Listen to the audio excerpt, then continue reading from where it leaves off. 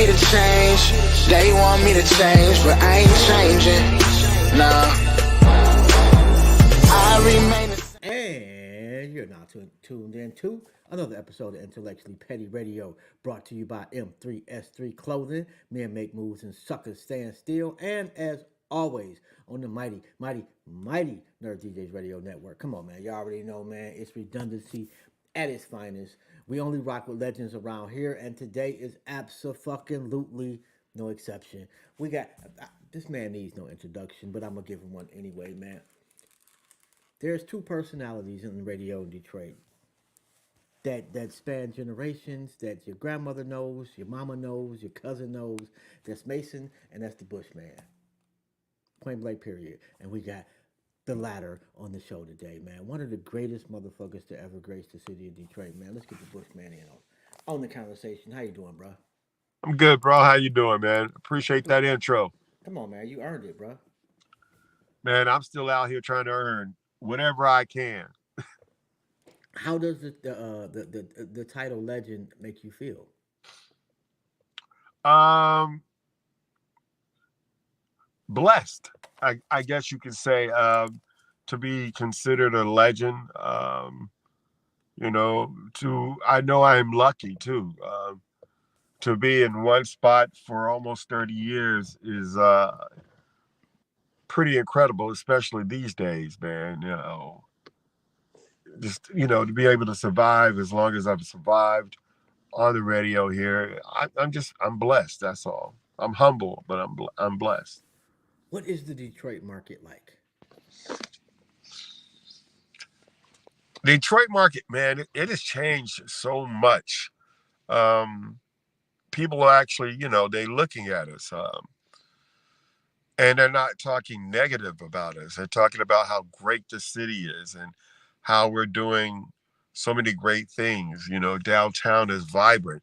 The industry is like looking at our artists now. Mm-hmm. Rappers are getting the respect that they should have been getting a long time ago.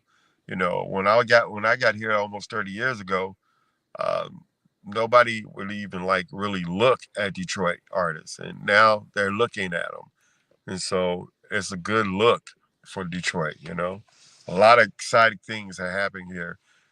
From sports to music to culture, just a lot. Yo, who was the first Detroit artist that you heard that's not Eminem that you were like, Happy birthday to M, by the way. happy 52nd birthday to Eminem, and we was gonna get to him. But besides him, that's not him that you heard and were like, okay, this could be the future. The first one I heard, it was Goon Squad, Trick, Big Proof. I heard them, and I when I finally met them, I was probably the first person to tell them, "Listen, dude, y'all need to go across 8 Mile. I know you about the city, you about that, but I said the kids across 8 Mile gonna love you guys and gonna support you." And I remember the first show we did. I think it was I think it was in Nova. It was someplace I think called the Modern Rock Cafe, Mm-hmm. and it was crazy. I still have the flyer to this day. Crazy. Whole Goon Squad. You have the whole Goon Squad. Yo, Yeah. does Trick Trick get enough credit for this wave of popularity for Detroit rap? No, he doesn't.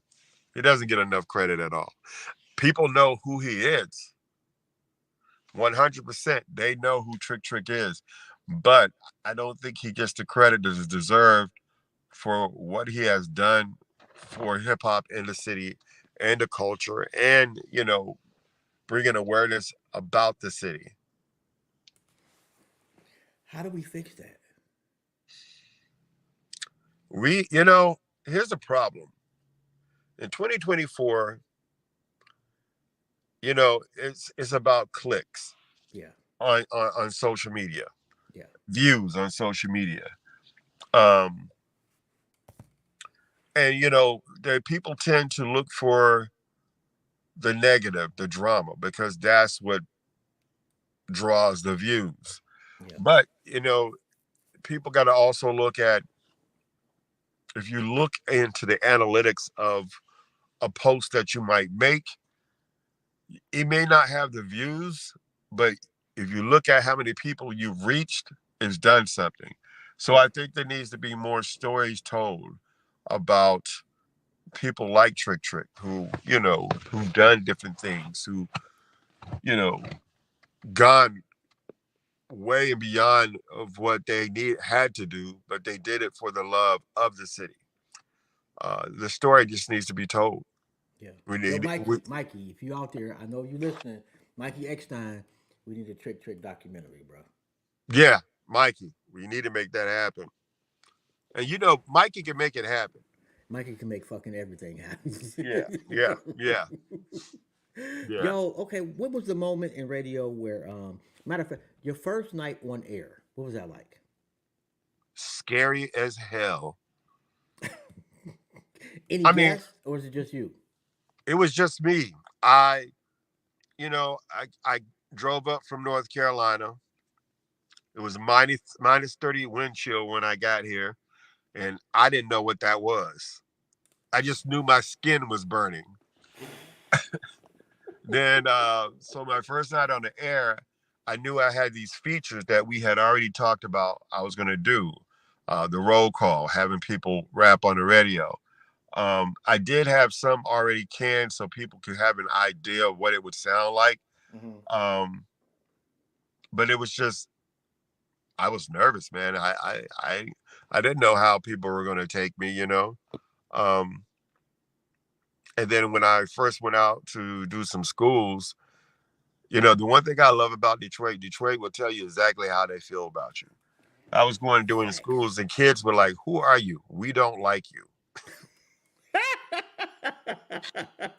I was like, "Okay, all right." And this is February, March, April. By June, I started getting reeling them in. By July, as my old producer DDT says, "Oh, now they own you now. Whatever they want, they're gonna tell you what they want. They love you now. They own you." So it took me a while to get them, Mm-hmm. to warm up to me. But once I got them to warm up to me, it was good. But that first night, man, and I still have, I think my first full week on air, I have those shows on cassette. Do you go back? How often do you go back and listen? Not as much as I used to, but I mean, I will go on YouTube Mm-hmm. and listen to some old shows because somebody, I don't know who, was pulling shows and putting them on YouTube. Really? Yeah. So I'll go back and listen. My voice was like a lot higher pitched. I sound like I was talking a lot faster. Yo, It's I it's it's hate my kind of voice. weird to hear yourself. Oh, I hate my voice, especially the early. I've been doing this for like a decade, Mm, so the early days. Oh my god, man! I don't even listen to shit. I don't even replay shit to this day. But oh my god, I can't even fucking imagine, bro. And live with a whole city listening to you. What was the phone call like, or was it a phone call or an interview? As far as you finding out, yes, I got the job. so I have been applying for jobs everywhere, and for some reason, I wanted to be near the water. I wanted to get near a beach. Don't know why. I guess because I thought like on the weekends I could just relax and chill. Mm, Those I was getting offers, but they were for like less money or the same amount of money with more work. okay. And so it was Christmas time, 1994. And this guy named Skip Dillard, who I used to work with, who he works in New York now, he told me about Trey Black and he was gone and leaving. And I said I should apply for the job.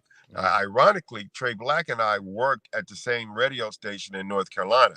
So he left North Carolina to come to Detroit. okay.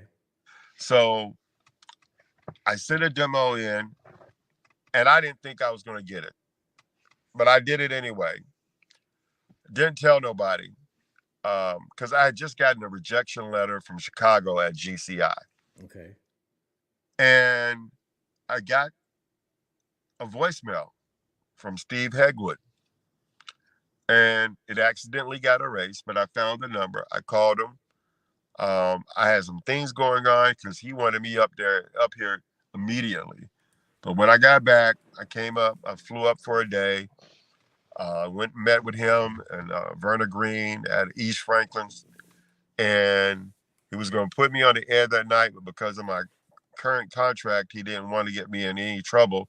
So he put me back on a plane, called Mm. me the next day, made me an offer. I said, "Give me 24 hours."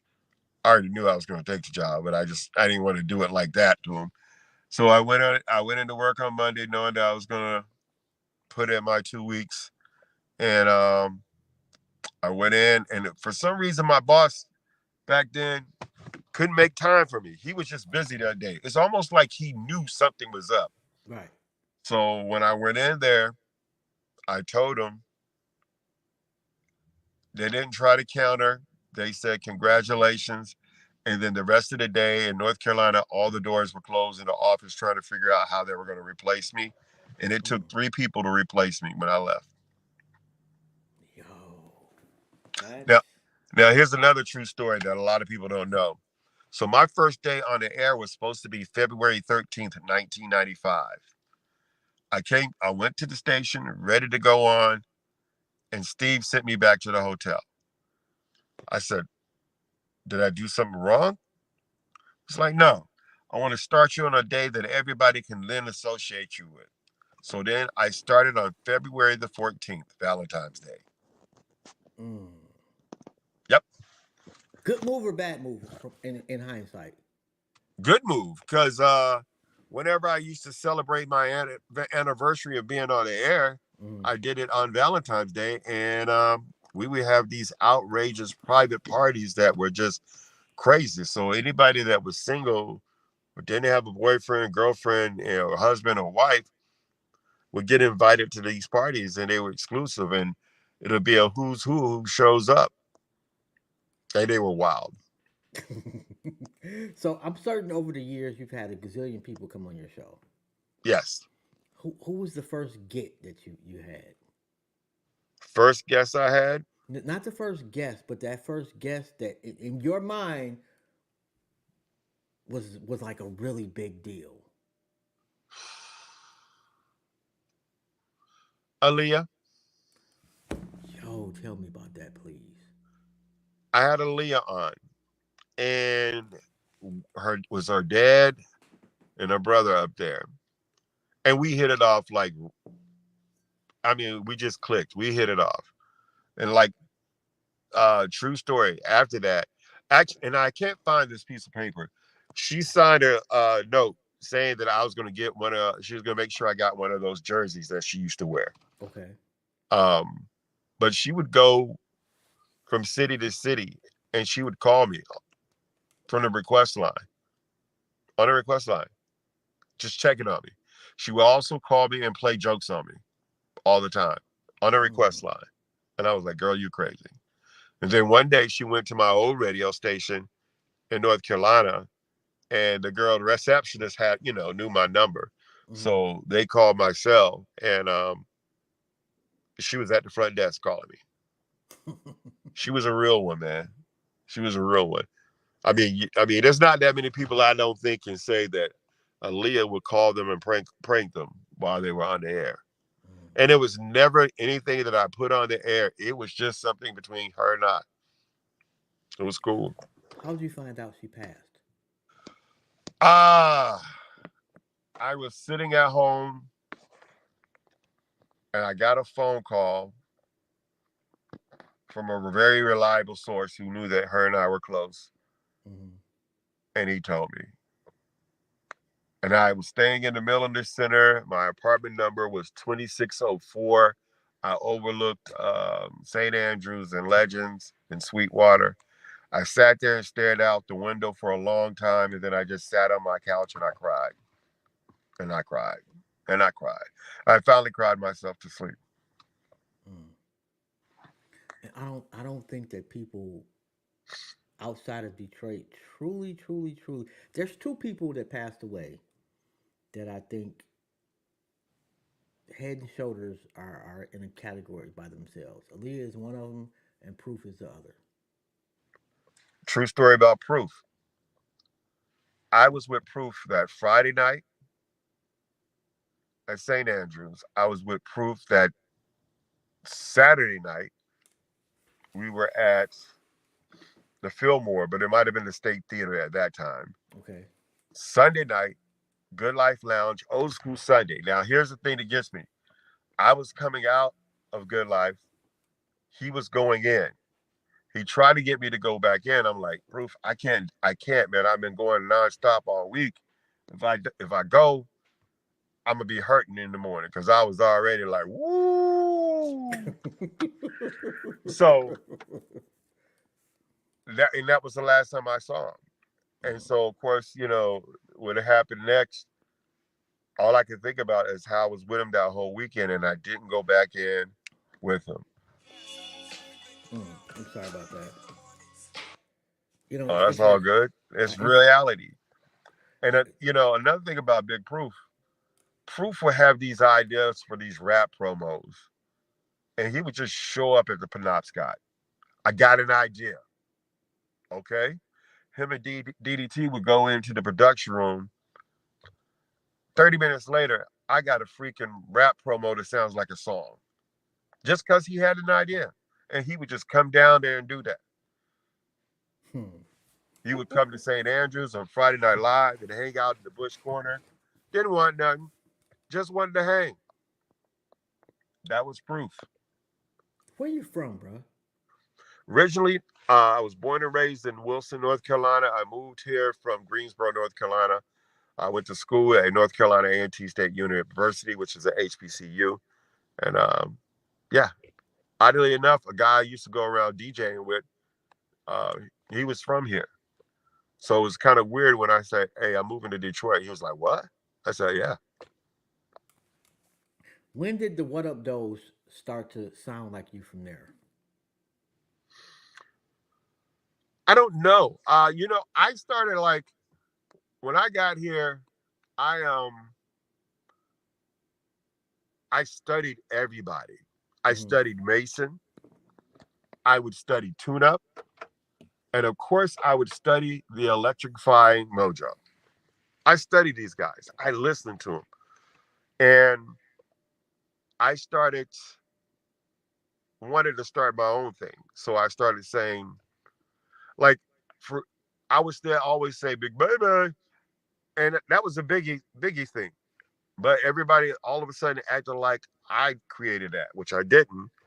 And in order for me to prove people sometime that it was me in an elevator, I would have to say big baby. And then we started the whole in the bushes thing, and I'll tell you another story too about when I first started there, in just a minute. And so then one day, the comedian used to say, "How your mama doing?"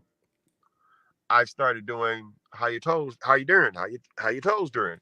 That became a thing, and it kind Mm-hmm. of got uncomfortable when I was in the club and guys would come up to me asking me how Oh, my toes were doing. So I yeah. told my boss, and I said, "Yeah, I'm gonna stop saying that. I just it's getting too much." He's like, "Oh no, you are required to say that at least twice a night." I said, "Dude, this is something that I accidentally started saying. I didn't mean for it to do that." "Well, it's your thing. You're gonna say it." I'm like, "Okay." So it didn't take long, man. Like I said, I started in February of '95. By the end of the summer, I mean, I was who I was. People, uh, you know, love me for what I do and for what I said and everything like that. Mm-hmm. But the story I was going to tell you, I was going to come back to. So when I first started there, the whole name Bushman, the women that worked in our traffic department, they were not filling my name, not at all. And so we had to go on air, and I had to tease it that at a certain time I was going to explain to people the whole premise of Bushman and the Bushism and putting people in the bushes. Okay. It was a big thing. I mean, it was because they were trying to get me to have to change my name. That wasn't happening. So once I went through the whole explanation about Bush being positive and when putting people in the bushes and surrounding you with positive energy, that's when the women in the traffic department are start, hey Bushy, hey Bush, hey B. They Wow. started shortening my name and do. I was like,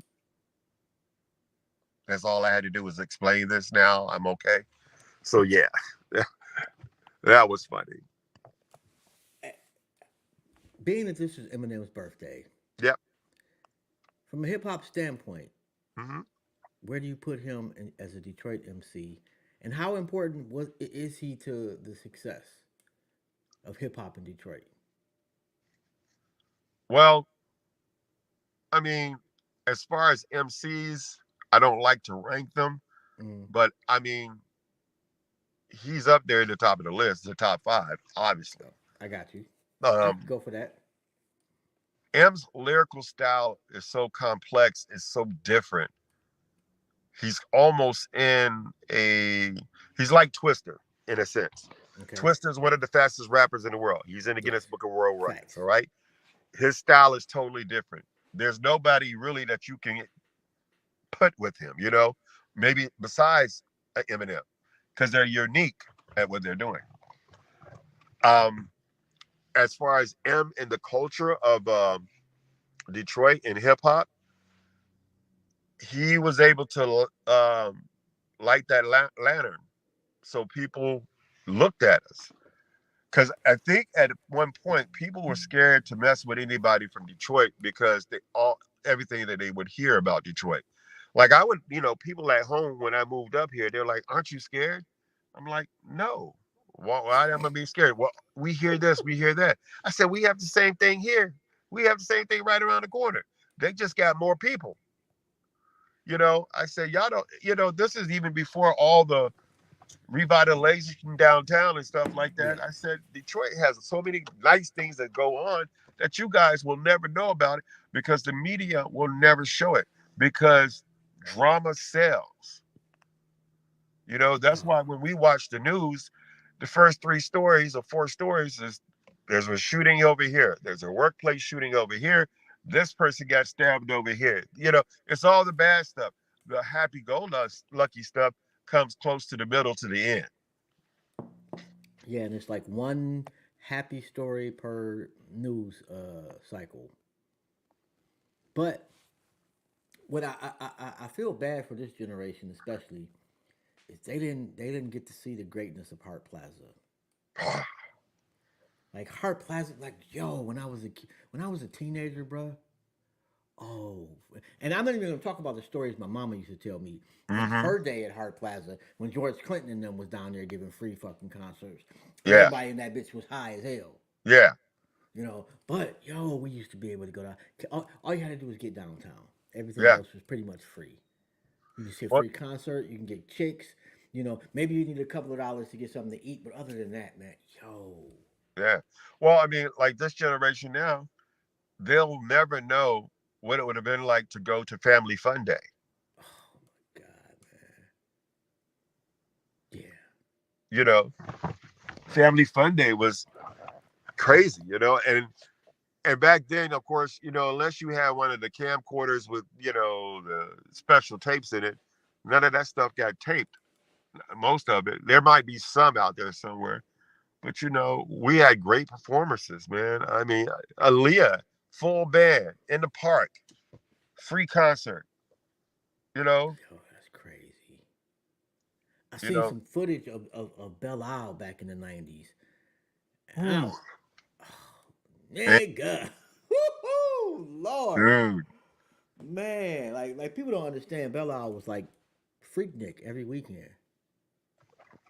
man. So this is a true story. So from the scene in 8 Mile, when Wink and Brittany are getting it on in the studio, and Eminem walks in and freaks out or whatever like that. Hmm. People often ask me, "Yo, does that really happen? Did that really happen?" I'm like, "Oh no, that didn't really happen." but I'm not going to tell you about all the crazy things that have happened in the radio station. The Podolsky building got some history, more history than people.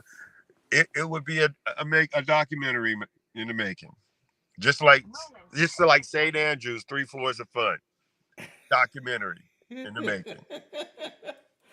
Biggest fuck up you had on air. Biggest fuck up I had on air. Mm, I don't know. Well, it, it could be two different things. So when we were in the Penobscot building, the bathroom was not in the side of the station. Okay. It was outside in the hallway. So, if you don't, and back then, everything was on tape, carts, or CDs. Okay. So anything you did, you had to rush to get back. So if something all of a sudden came about while you were in the bathroom and you didn't make it back in time, okay, real talk. I'm gonna just say it. Okay. So there was times that I had to go to the bathroom and didn't finish, had to run back into their studio, press the next button, do the next element, and run back to try to finish. You know that. I don't even want to ask. No, we're not. No, no. That's what you get when you eat something wrong you shouldn't eat, and then that just happens. Craziest day I had on the air was one day the building shut off the heat on a Saturday, and I was doing a 10 to 2 shift. So I got there 10 o'clock in the morning. Mind you, I just did the club the night before. So I only had maybe 4 or 5 hours of sleep, maybe 6. Um, and I'm in there talking, and this is before everything's on computer, and I can see my breath. That's how cold it is. Oh I'm shit. literally in there shaking. There is nothing I can do but suck it up. And I couldn't have anybody bring me a heater or plug it in because it would have blown a fuse. And the only other thing that I can say that I can remember that I maybe messed up on is being live from the club and maybe being too turned up and saying something I shouldn't have said. But I always say we're live to cover my butt. But yeah, So in I don't know. You say you started in what 95? 95. To geez, I don't know how many. That's at least 3 decades. Yep. It'll be 30 years on the air in Detroit, February 14th.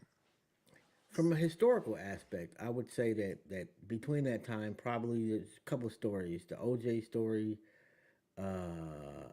9/11, and Obama being elected. Yep.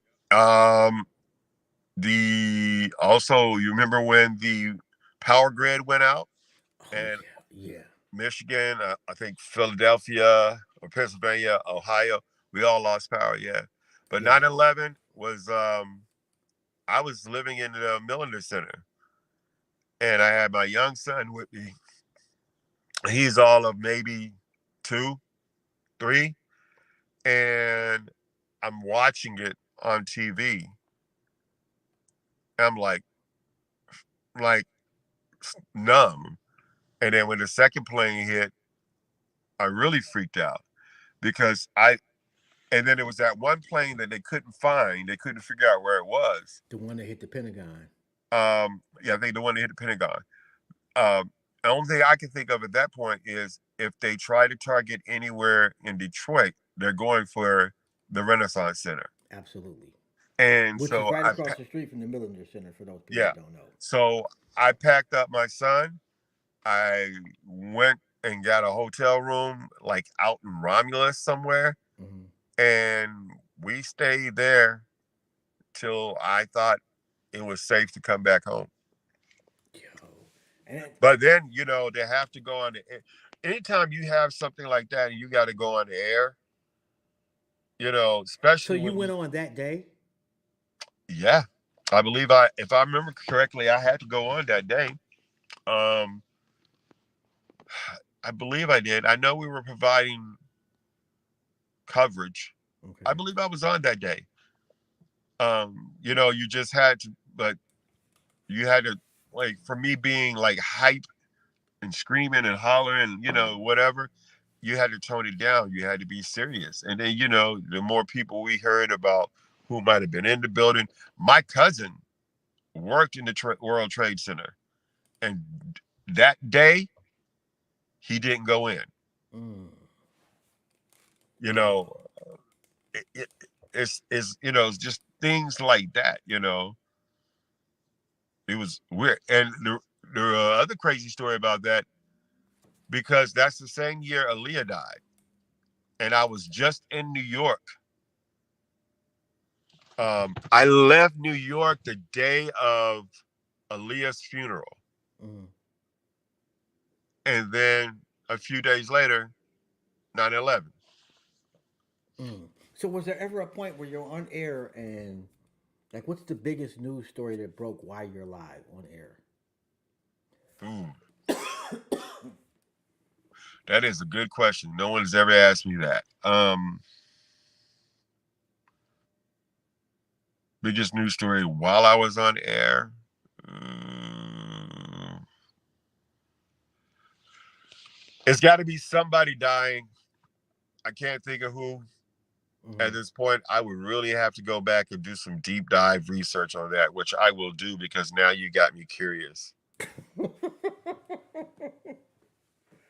It had to be somebody dying or accident or something of that sort. That or I mean tornado. I know I was on the air when a tornado hit and it came through downtown. You Um, serious? yeah. Um, And they still let you broadcast like you at the top of the building. dude, listen. Here's the thing that people don't understand about people like that are in radio or in TV. We have to work. When the pandemic hit, we got FEMA cards. They get in case they shut down the city totally and wasn't going to let anybody on the roads. We had FEMA cards where we were going to have the ability to be able to go into work Hmm. and provide updated information and entertain people. Because, I mean, if somebody all of a sudden the weather starts saying we're going to have a foot of snow or 12 inches of snow tomorrow, I still got to be there. I just have to plan to leave earlier. So You got to be do there. they come get you if you can't get out the driveway? uh no, you find a way. I mean, there's been times that if I didn't want to go all the way home, I would stay at a hotel or whatever like that somewhere close by work. I mean, I do now have the resources and equipment where I can do my show from anywhere in the Okay. world, and it all fits in a backpack. Um, but then you had to go in. There was no choice. It's still like today. If something like today, I mean, I monitor my phone constantly for breaking news because even with social media, you got to be ready to post it. Yeah. You got to be ready on it. You got to be crafty enough to, come up with a story, a byline to post it. We have a national team that does it, but a lot of times I beat them to it. That's great. What are they doing on the team? I'm respectfully. Huh? What are they doing on the team? Like you would think that's kind of like in their job description. Well, it can also depend on what time the news breaks. If it's breaking at 10:30, 11 o'clock at night, they may be asleep. I'm up, you know, um, and I'm always checking my phone. It is what it is, especially if I'm trying to like cover something locally and see Mm. what's happening locally. If something's going down locally, you know, I'm on it. Like Charlie Langston, I always call him like, dude, go to bed. Every time there's a crash, an explosion, a gun shootout, why are you on scene? How are you there? It's like you're there, like as it's happening. Go home. What do you think the biggest mistake the radio industry has made over the last 30 years? Hmm. I think like radio stations. I mean, TV stations, TV shows, all that. Mm, They do a lot of research on music. They do research on shows and how they're and what people like and what they don't like. mm, But I think we've gotten too much into that data and not remembering to let's go out and talk to the people, yeah. see what the people want, you know, read their emails, go into, a restaurant and just chat it up with people, watch them, write down notes of what they like, what they're eating, what they're doing. I think we get away from that. I've gotten away from that way too long. And so sometimes we think we know what our audience wants, but you Yeah. don't always know. When was the last time you heard a CD, tape, or whatever, just right, So real randomly, talk. and took that shit and put it on the radio? Last time I got a CD was at Arts Beats and Eats. Um, and before that, I don't know when the last time I got a CD. I But as think far, I have a CD player in my car, but I don't use it. And if I which do, I don't even know where it's at. I'm literally looking and I don't see where I would stick a CD is in. which is crazy. Like CDs used to be the lord of music, Oh yeah. Dude, but I used to drive back and forth to North Carolina and that's mm, what I would do. All the CDs I would get, I would sit there and listen to them. yo, I went to Witset last month, not too far from Greensboro. Hmm. Yo, North Carolina is fucking beautiful. Yeah. I had to leave there though. It was just too slow for me. I just outgrew it. But it's grown now, but you know, I like what I like. What's the best part about Detroit for you? The love. There's a lot of love here. You know, people are not afraid to let you know how, like I said earlier, how they feel. Um, I could be, I'm like anybody else. I can have a bad day. I suffer from severe anxiety, depression. I am an overthinker. And it could be one of those days where I'm just overwhelmed. Mm-hmm. And it just seems like I run into somebody who will just tell me they heard me on the radio say something and it was on point and it helped them that day. It makes the difference. That kind of thing didn't happen in North Carolina. And, I go different places, I see different people, different DJs, in different markets, and I don't see them getting that type of reaction Mm-hmm. from people like you get when you're here in Detroit. Like I tell people, Detroiters are built differently, Man, it's we get so tight about people. Like when you're from Sterling Heights and you say you're from Detroit, Hmm. we're gonna check Yeah. your resume. What high school you go to, bro? Oh, So Henry I went, Ford II. No, you ain't from Detroit, bro. oh, yeah, yeah, yeah. I'm sorry. What was you about to say though? No, no, no, no, no. I know about the cred check and all that. Yeah, making sure that they are who they are and where they're really from, where they say they from. You know, yeah, yeah. I'm from Detroit. Your address says Royal Oak. Oh my, yeah, bro. I mean, you're close. But that's not the same, bro. Your No, struggle is not my struggle, and you're not about to co-op my shit yeah, to give yourself some street cred. yeah. What Or do you? like something happens like in Rochester Hills, but they always got to say on the outskirts of Detroit. You know, Eh, y'all need to come up with some new adjectives. Learn your directions. What's the That is biggest north of. change? What's the biggest change you've had in your on-air delivery and or I'm trying to think of a good word. Presence. Well, I used to try to reinvent myself once a year. Mm-hmm. Now I try to reinvent myself about every 4 to 6 months.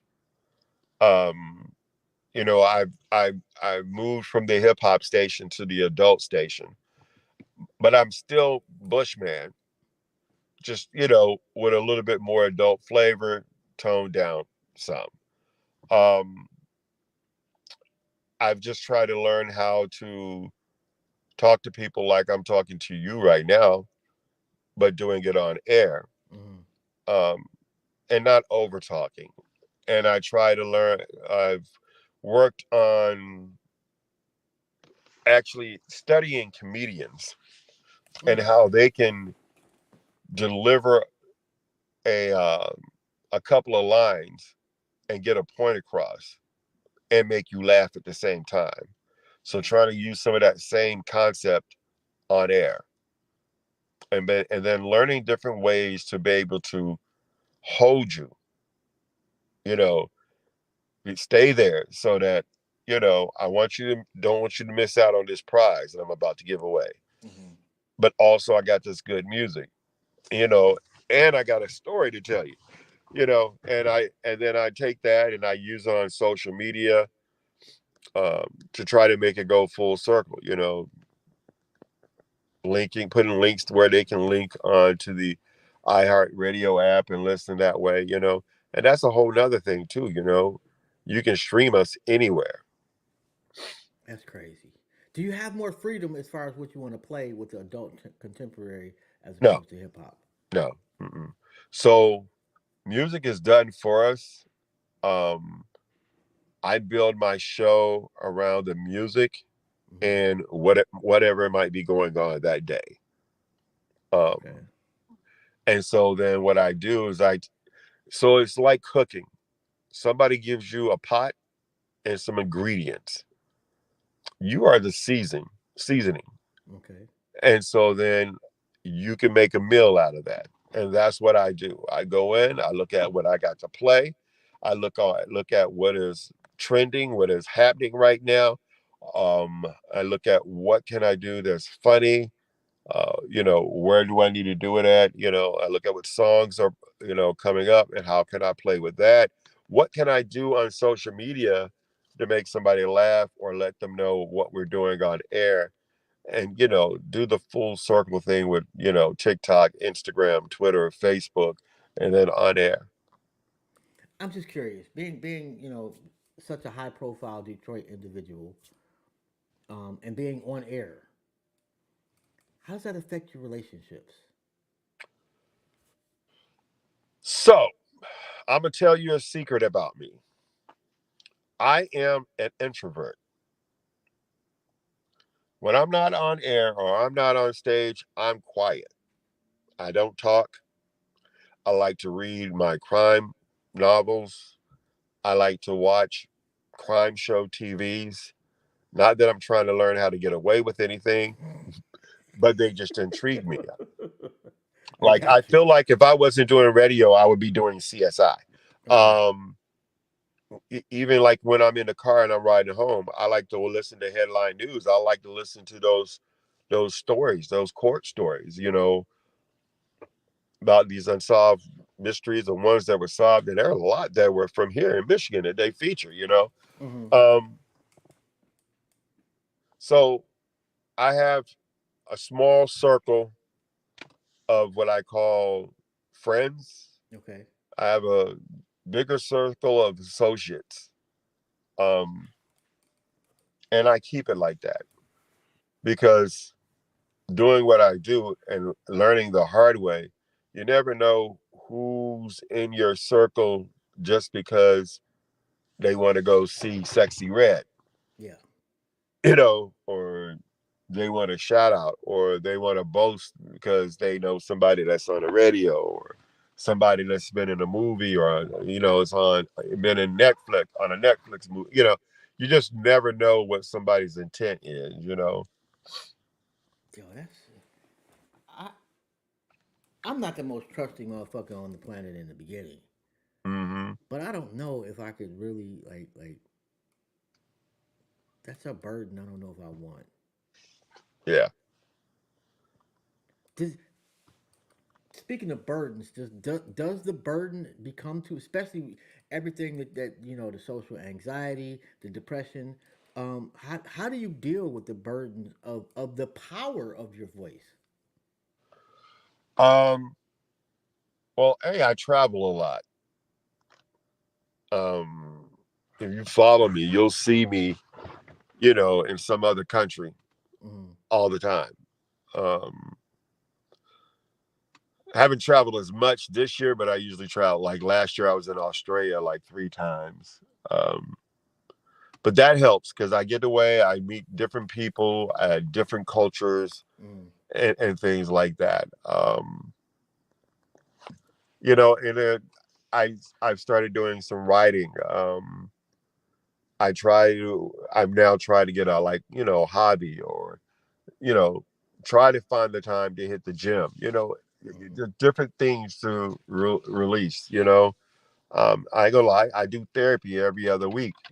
Just to get things off my chest that I might be feeling or I might be going through. And I speak freely about that too, because I know as an African American man, we tend not to speak about our feelings, and we yeah, don't want anybody to know that we go to therapy or we do this. But dude, you need help. I mean, you know, the number of people that are dropping and dying from depression or not taking care of themselves mentally and physically, um, is on a rise, yeah. and we got to do better. But I literally talked about that today on the air. Like I was in my car where I am at right now, and I had laid a chair back, and I was taking a power nap. And one of my coworkers, who did see me, came up to me, tapped on the window, and asked me, "Was I okay?" I said, when your body tells you you need to slow down. Well, my body told me I needed to slow down. So I got in the car, I turned headline news on, had a little crime thing running on, and I laid back and I closed my eyes. And all I needed was 5 or 10 minutes to recharge. Mm. Yo, it, there's a 10-year-old kid out there that's been watching you, and Uh-huh. wants to be you when they grow up. What what pathway do they take post high school? Post high school, Mm-hmm. well, in 2024, right now, that kid, he needs to focus on school. Mm-hmm. When he does have some free time, he can start doing that now. See, the thing is, back when I started, there wasn't. We didn't even have it as an option in high school. But now with an iPhone or a Mac or an iPad or whatever you use, you can start your own thing. You just got to make sure that you do it within reason. You know, Okay. like I worry about my youngest son because he's a gamer. He's working at night till close, and he will come home after working all day and closing like at 1 o'clock, and he might game to 4 or 5 o'clock in the morning, and then still have to get up and do the same thing again all weekend long. And so it's about you know Yeah. prioritizing your time. Yeah. Give yourself time to do this. I Don't get me wrong, I'm on social media a lot, but I unplug from it whenever I'll take an hour away. I actually have it set up so that it lets me know how much time I've been on Instagram. Okay. So I might say give me 15 more minutes. I might say give it 15 more minutes, but then doing that, I know I need to get off of it. I need to do something else, Okay. you know. But People, if people want to get in touch with you, they want you for an event, they want you to host something or whatnot. How do they go about doing that? they can email me, bushman@iheartmedia.com, and then I can just send me the details of what they want, and I can forward it over to the people who do my bookings. Oh, and first off, man, if nobody's told you today, man, I'm proud of you. I appreciate that, my brother. I appreciate that. No Thank you. doubt. Oh, all the time, man. I don't think we say enough to that, especially brothers. We No, don't tell each other enough of that. we don't give people their flowers as much as we should. No, we absolutely should not. And I'm gonna ask one question. I'm gonna let you go. I know you got shit to do, but I ask everybody this question. Okay, You're sitting on a park bench.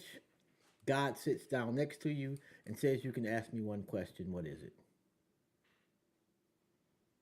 man. I thought I was a difficult person to interview. They do interviews.